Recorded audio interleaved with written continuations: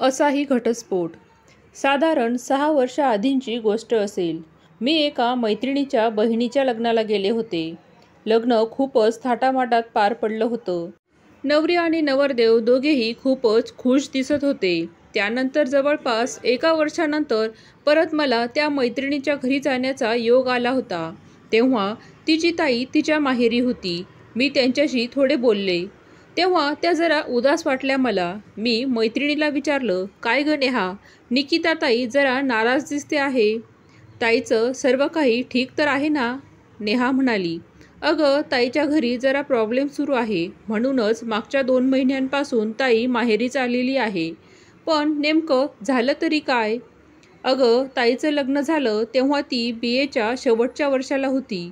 लग्नानंतर ताईने college regular केले नाही, पण तिला परीक्षा द्यायची होती. दाजींची पण तीच इच्छा होती की ताईने परीक्षा द्यावी म्हणून. मग ताई परीक्षेसाठी माहेरी आली आणि जवळपास महिनाभर माहेरीच होती. परीक्षेनंतर जेव्हा ती परत सासरी जायला लागली तेव्हा तिच्या सासूबाईंनी निरोप दिला की तिला आता सासरी यायची काही गरज नाही म्हणावं. बस माहेरी आणि देत बस हव्या तेवढ्या परीक्षा. पण ताई तर फक्त परीक्षा द्यायलाच आली होती ना. मग तिच्या सासूबाईंना राग येण्याचं काय कारण होतं? मी विचारलं. कारण ताईने परीक्षा द्यायची हा निर्णय परस्पर ताई आणि दाजींनी घेतला आणि हाच निर्णय तिच्या सासूबाईंना अजिबात आवडला नाही. ताई इकडे येताच ताईच्या नणंद आणि सासूने दाजींना ताईविरुद्ध भडकवायला सुरुवात केली. सुरुवातीला दाजींनी त्यांचे काहीच ऐकले नाही, पण नंतर मात्र दाजींच्या वागण्यात फरक दिसायला लागला आणि आता तर दाजी ताईचा फोन देखील उचलत नाही. नेहा म्हणाली, "मग आता पुढे काय करायचं ठरवलं आहे तुम्ही?" मी तिला विचारलं. "आई-बाबा त्यांना समजवायला गेले होते, पण तिच्या सासरच्यांनी आई-बाबांना पण अपमान करून काढून दिले. ते काही ऐकून घ्यायलाच तयार नाही. ताईला वागवायला पण तयार नाही." नेहा म्हणाली, "हळूहळू सर्व काही ठीक होईल, काळजी करू नकोस." मी तिला धीर देत म्हणाले आणि तिथून निघून घरी आले.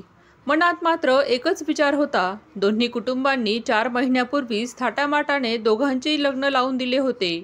लग्नात नवरदेव आणि नवरी दोघेही खूप खुश होते. त्यांना पाहून कोणीच असा विचार केला नसेल की अवघ्या 4 महिन्यातच त्यांचा संसार संपुष्टात येईल. कधी-कधी वर्चस्वाच्या लढाईत घरातील ज्येष्ठ मंडळी मुलांचा संसार संपुष्टात आणतात. लहान-सहान गोष्टींवरून नाती तुटतात. निकिताताईच्या बाबतीतही असेच काही झाले होते. निकिताताईच्या घरच्यांनी तिच्या सासरच्या लोकांना समजावण्याचा खूप प्रयत्न केला. अगदी हातापायासुद्धा पडले ते, पण काहीच फायदा झाला नाही. शेवटी दोघांचा घटस्फोट झालाच आणि त्यानंतर 2च महिन्यात तिच्या नवऱ्याने दुसरं लग्न देखील केलं. त्यानंतर निकिताताईला सावरायला बरेच महिने लागले. त्यानंतर निकिताताईने पुढचे शिक्षण घ्यायचे ठरवले आणि हळूहळू मागचे सर्व काही विसरून ती पुढे गेली आणि बघता बघता 4 वर्ष निघून गेली. निकिताताई आता एका चांगल्या कंपनीमध्ये नोकरी करत होती. नेहाचे पण यंदा लग्न पार पडले होते.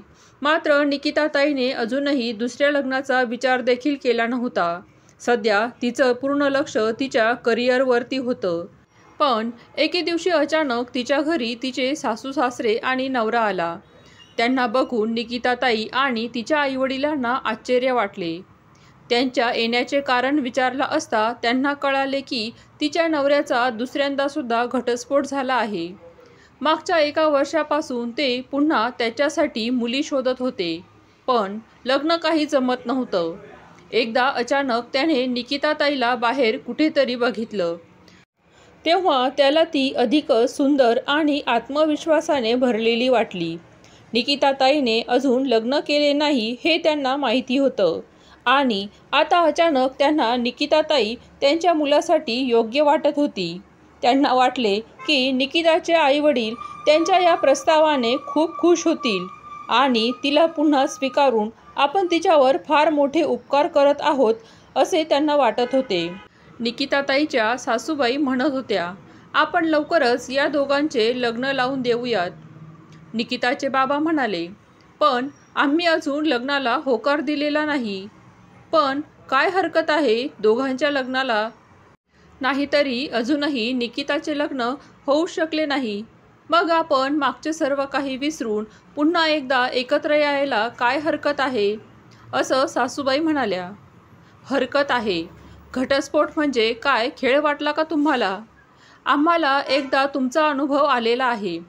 पुन्हा तुमच्याशी सोयरीक करणं म्हणजे मूर्खपणाच होईल. अगदी क्षुल्लक कारणावरून तुम्ही तुमच्या मुलाचा संसार मोडला. एखादं खूप मोठं कारण असतं तर आम्हीही समजू शकलो असतो. घरच्या मोठ्या मंडळींनी तर मुलांच्या चुका लक्षात आणून द्यायच्या असतात, पण तुम्ही तर मुलाला चूक करायला भाग पाडलं.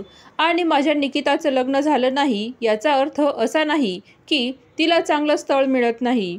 तर मला आता तिच्या बाबतीत अजिबात घाई करायची नाहीये.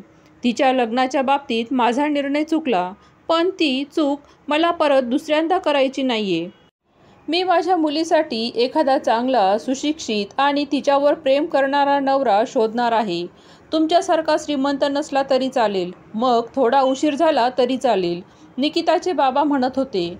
पण यांचा घटस्फोट व्हायच्या आधी तर तुम्ही आमच्या हातापाया पडायला सुद्धा तयार होतात. निकिताला वागवा म्हणून सासूबाई म्हणाल्या. तेव्हा मी एक लाचार बाप होतो. मला माझ्या मुलीचा मोडणारा संसार पाहवणार नव्हता. तिच्या सुखासाठी मी तुम्हाला विनवण्या करत होतो.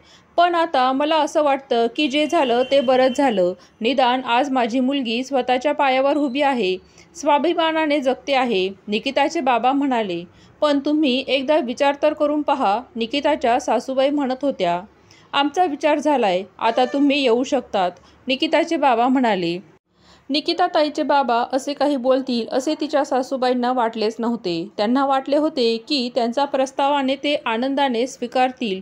पण त्यांचे बोलणे ऐकून निकिताताईचे सासू-सासरे आणि नवरा तिघेही खाली मान घालून तिथून निघून गेले.